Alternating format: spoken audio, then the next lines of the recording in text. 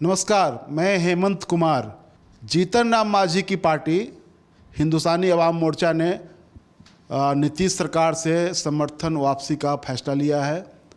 आज पार्टी की राष्ट्रीय कार्यकारिणी की बैठक हुई जिसमें यह निर्णय लिया गया।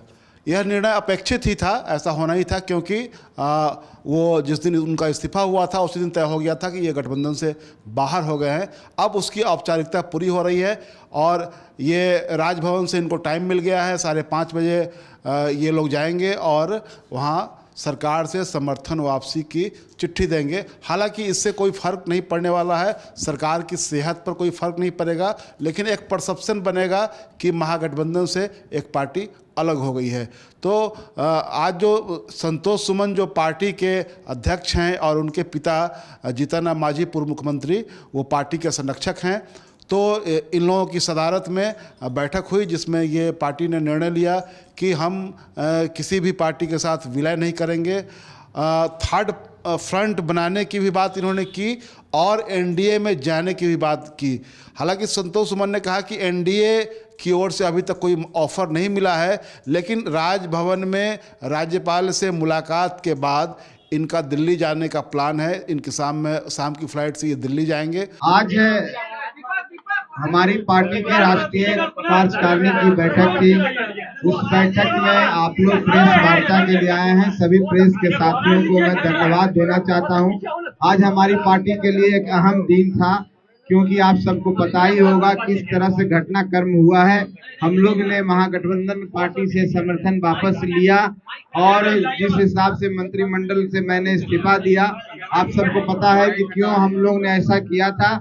जिस तरह से हम लोग पर दबाव डाला गया था कि हम लोग अपनी पार्टी को मर्ज कर लें, हम लोग सारे साथी कोर कमेटी की बैठक की और सबने एक ही सुर में बोला कि हमको पार्टी को मर्ज नहीं करना है, अपनी पार्टी का अस्तित्व बना के रखना है। और सभी लोगों के विचार के जानने के बाद और सभी लोगों के निर्णय के बाद हमने निर्णय लिया कि हमको मंत्रिपरिषद से अलग हट जाना है और 13 तारीख को हम लोग अलग हटे। उसके बाद अब सवाल आया कि हम लोग आगे क्या करें, आगे का क्या निर्णय लें। इसलिए आज ये बैठक बुलाई गई थी और बैठक में सभी सम्मानित सदस्य हमारे आए। मैं आपके माध्यम से उनको भी धन्यवाद देना चाहता हूं। आज के बैठक में बहुत सारी बिंदुओं पर चर्चा हुई। ने अपनी बातों को रखा और पूरे विस्तार से रखा, हर पहलू को रखा, चाहे पार्टी का संगठन का विस्तार हो, चाहे पार्टी को आने वाले समय में हम किस ओर जाएंगे, चाहे हमारा गठबंधन किसे हो, हम अकेले चुनाव लड़ें या थर्ड फ्रंट बना के लड़ें, सब बातों पर विस्तार से चर्चा हुई है।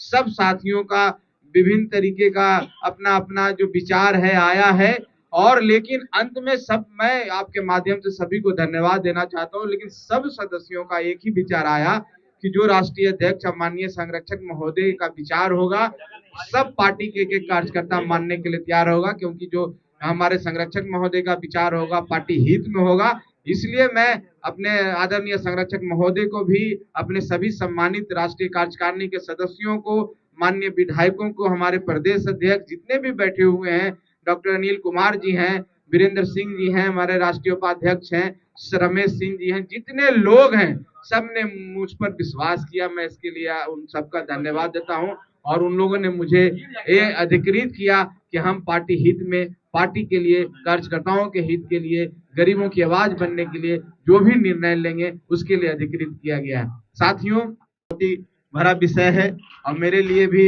एक परीक्षा की घड़ी है और हम समझते हैं कि जो विश्वास और जो आशीर्वाद मुझे आज प्राप्त हुआ है, निश्चित तौर पर पार्टी के हित में जो भी निर्णय होगा, पार्टी के बढ़ोतरी के लिए, पार्टी को आगे बढ़ाने के लिए, पार्टी के संगठन का विस्तार करने के लिए होगा, हम इस पर निश्चित तौर पर विचार करेंगे और विचार करने के बाद हम लोग आपको सूचित करेंगे। अभी आपको हम इतना बताना चाहते हैं कि हम लोग दिल्ली जा रहे हैं, हमारे संरक्षक महोदय और हम लोग दिल्ली जा रहे हैं। और दिल्ली में ऐसा नहीं है जैसा कि आप समझ रहे हैं कि हम लोग ने आज डिसाइड कर लिया। हमारा विकल्प खुले हुए हैं, हम सभी विकल्पों पर विचार करेंगे और निश्चित तौर पर अगर उधर से हम लोग को बुलावा आया इंडिया की तरफ से तो उनके नेताओं से भी बात करेंगे, लेकिन हम थर्ड फ्रंट की बात भी करेंगे और बहुत सारे लाइक माइंड पार्टियां हैं और कुछ बहुत सारे हमारे एनजीओज हैं और सामाजिक कार्यकर्ता हैं, उनसे भी हमारी बातें होगी और सब बातों पर विचार करने के बाद 3 दिन 4 दिन के अंदर में हम लोग निचोड़ पर पहुंचेंगे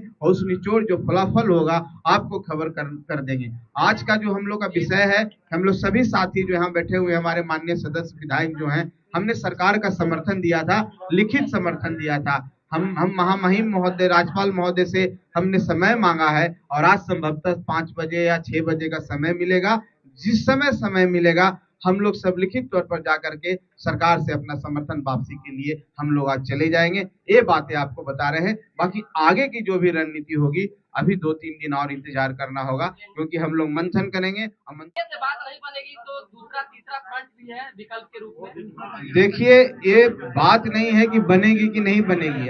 अभी विचार हमें एक शक्ति प्राप्त हुई है और हमारे सम्मानित जितने सदस्य हैं हम लोग सब बैठेंगे एक बार फिर से और निश्चित तौर पर हम लोग सबसे बातें करेंगे और पार्टी हित में जो होगा, जो दल हित में होगा, कार्यकर्ताओं के लिए होगा और हमारी जो हम जिस गरीबों की आवाज बनना चाहते हैं उसमें हम निर्णय लेंगे। चर्चा है, दबाव आपने बना दिया है 5 सीटों पर चुनाव लड़ने के लिए भाजपा के ऊपर चर्चा है, दबाव आपने बना दिया है 5 सीटों के लिए। अरे आज तक हम लोग किन्हीं से सीट मांगे ही नहीं है, ना महागठबंधन में हम लोग मांगे थे।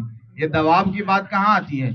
हम तो अपनी तैयारी की बात बोले थे कि हम 5 सीटों पर इतनी अच्छी तैयारी कर चुके हैं कि हमको मौका मिलेगा तो वहां से हमारे जो उम्मीदवार हैं, हमारे जो कार्यकर्ता हैं वो जीत करके संसद में जा सकते हैं। ये बात हमने कही थी, कोई दबाव नहीं है।